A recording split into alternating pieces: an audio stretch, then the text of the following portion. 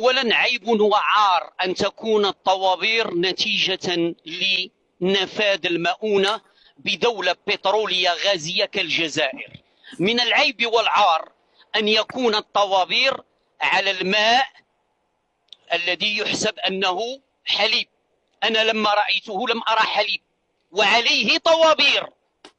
وهنا أنا لا أقذف في الجزائر ولا في الجزائريين، ولكن في هذا النظام البئيس الذي جعل من شعب يجب أن يكون شعب من أغنى شعوب إفريقيا، شعب حباه الله بكل الخيرات، أن يخرج في طوابير وتقارن تلك الطوابير بطوابير نساء يقفن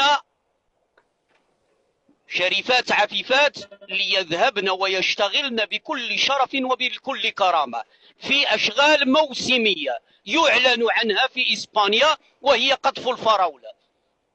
ما المقارنة؟ أين وجه التشابه بين هذا وذاك؟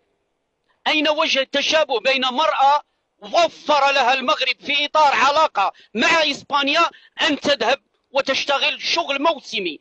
كان بالأحرى من النظام الجزائري أن يوفر لهذا الشعب ظروف العمل وظروف الشغل عوض أن يتبجح بالدعم.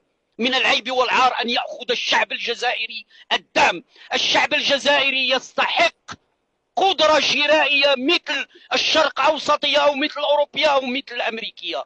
لماذا في المغرب الحد الأدنى للأجور هو 350 أورو وفي الجزائر 120 أو 160 أورو؟ لماذا؟ نحن دولة تعتمد على البطاطا وتعتمد على مطيشة كما يقولون، ونعتمد على الصيد البحري، وهم دولة حباها الله بالغاز وبالبترول وبمختلف أنواع المعادن. لماذا الشهرية ديال الموظف في المغرب هي 4 مرات شهرية الموظف في الجزائر؟ لماذا؟